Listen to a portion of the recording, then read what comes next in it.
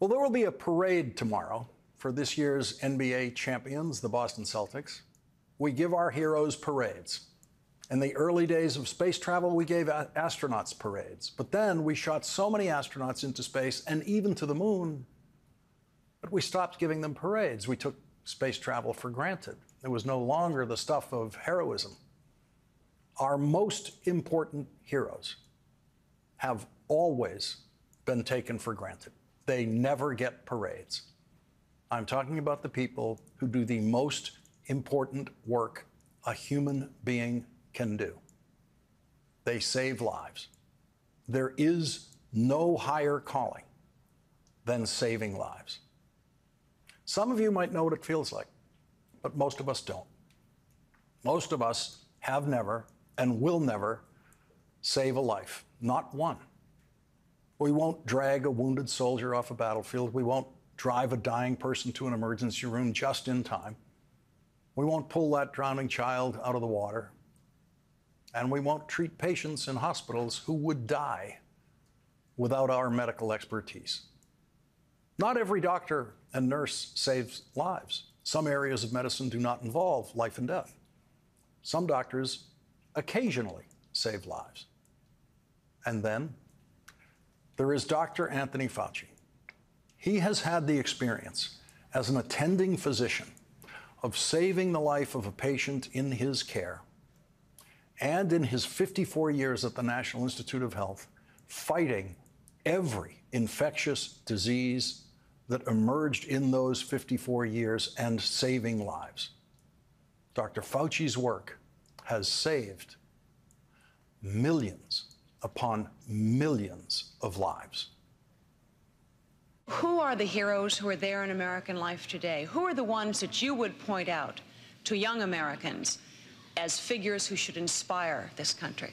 I think of Dr. Fauci. Probably never heard of him. Well, you did. Ann heard him. He's a very fine research, top doctor at National Institute of Health, working hard, doing something about research on this disease of AIDS. After years of the research and clinical struggle with HIV/AIDS, Dr. Fauci's work helped us get to the medical breakthroughs that meant AIDS was no longer a death sentence. And he did not believe that his moral responsibility as a physician and public health official stopped at the border. He convinced Republican President George W. Bush to fully fund a massive AIDS intervention project in Africa that was called the President's Emergency Plan for AIDS Relief, PEPFAR. PEPFAR was the largest global health initiative for a single disease by any country in history. That was Dr. Anthony Fauci's work. And that program saved over 25 million lives. The work was never easy. I hate to use the word gay in connection with sodomy. There's nothing gay about these people engaging in incredibly offensive and revolting conduct that has led to the proliferation of AIDS. There is a feeling among members of any of a number of professions or just the general population that patients with AIDS, many of whom are homosexual, are a little bit different. I think that that has led to a little bit of a complacency about the approach towards this disease. Dr. Fauci has always had to deal with harsh critics of his work and attacks on him personally, really nasty attacks. When some AIDS research activists were dissatisfied, understandably, since they were dying, dissatisfied with the medical progress in treating AIDS, they called Dr. Fauci a murderer. The playwright, the acclaimed playwright, Larry Kramer, called Dr. Fauci a murderer more than once. Dr. Fauci's reaction to those attacks was to invite the people who were attacking him and calling him a murderer into his office to hear their complaints. He went to Greenwich Village to meetings to hear their complaints. He went to San Francisco to speak to those people in the streets to hear their complaints. Some of those protesters who called Dr. Fauci a murderer eventually became his best friends. Dr. Fauci's work enabled Larry Kramer, who was HIV positive, to live to the age of 84. And their last words to each other, and what were the last weeks of Larry Kramer's life were, Larry saying, "I love you, Tony," and I tearfully responded, "I love you too, Larry." That story is told in Anthony Fauci's powerful, hugely informative, and deeply emotional new book, On Call, A Doctor's Journey in Public Service. Anthony Fauci was used to curing patients with infectious diseases. Then came AIDS. He filled the National Institute of Health with as many beds as possible to serve AIDS patients directly and to treat them directly himself. And for the first time in his medical career, he was not a lifesaver. He could not be a lifesaver. He did not have the tools. He did not have the medicines.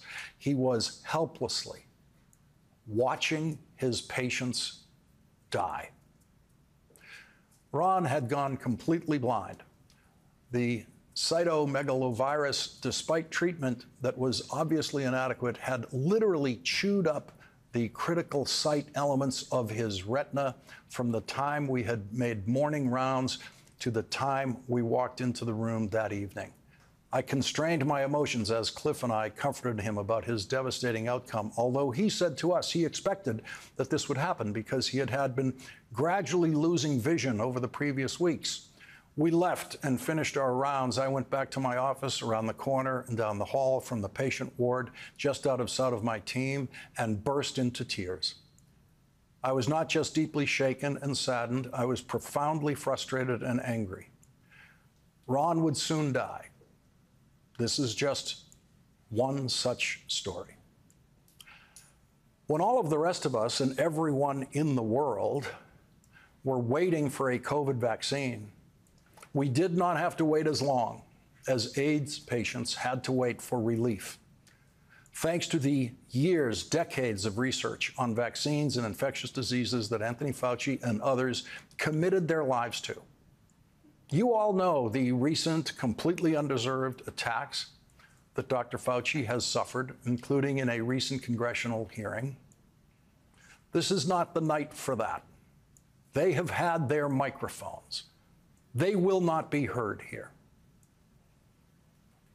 This hour is for you to finally really meet the man behind the title, the man behind all that wise medical advice that he has delivered to all of us for decades. That man's compassion and commitment and wisdom fill the pages of his new book that is about his own love story with his wife and family, his scientific detective work that is full of suspense and drama and actually lets you feel like you understand the medicine as you're reading it. And you do, but don't try to repeat it to anyone, as I've tried to. And also, this book is full of Dr. Fauci's steadiness and reliability under pressure. The bedside manner that this country has always needed in a public health crisis. That is the story told in this book. And I invite you tonight here to meet Anthony Fauci. The funding is needed to speed up testing and approval of any promising Ebola vaccines and treatments, including those here at the NIH. It's needed to help us partner with other countries to prevent and deal with future outbreaks and threats before they become epidemics. This is something I want to just focus on for a second. Tony and I were fondly reminiscing about SARS and H1N1.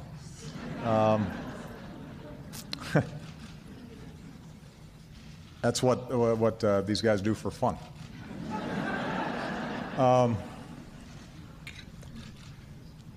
And we were lucky with H1N1 that it did not prove to be more deadly.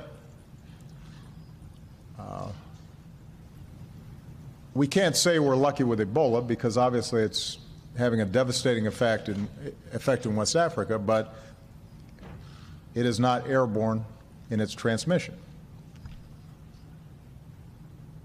There may and likely will come a time in which we have both an airborne disease that is deadly. And that time came. Before we get to COVID, you took your life in your hands to treat Ebola patients. It's the most dangerous thing you've ever had to be in the room with. You weren't going to catch AIDS by treating AIDS patients. People could catch COVID by treating COVID patients. But Ebola, the chance of you being killed in your treatment of an Ebola patient was as high as it gets in the world of medicine. What about that? When you think about your wife, you think about your 3 kids, when you put on that suit, that giant suit to walk in there to seal off your body from any possible contact, and you're walking in there, what makes you walk in there? Well, the fact is we have a great team at the NIH that is part of the team that did that, and I just felt strongly that I didn't want to ask my team to do something that I myself was not willing to do. And so I just made it clear that during the 3+ weeks that patient you're referring to was in our specialized intensive care unit. By specialized, I mean working with spacesuits in a intensive care setting. I just felt I could not say, okay, guys and ladies, go in there and do that. I just wanted to be part of the team. And I was part of the team. I didn't lead it. I was there doing my job according to what the ICU guys were telling me to do. I was a worker, not a leader, but I was in the room because I wanted to be with them. So did Christine Grady, your amazing wife, who you, of course, met at work, because where else are you going to meet anyone? She was a nurse treating patients that you were treating. Did she know you were going to go in? Yes.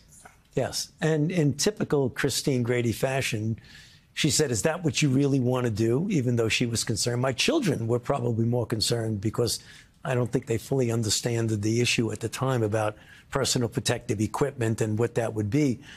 But she said she encouraged me to do it, even though she said, I'm concerned. Obviously, be careful.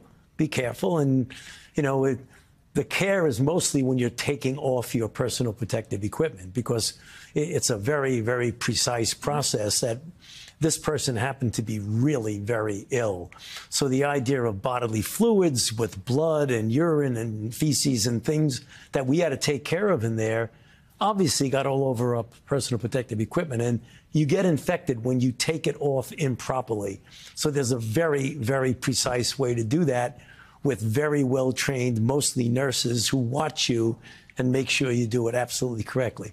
So we did, and luckily no one got infected.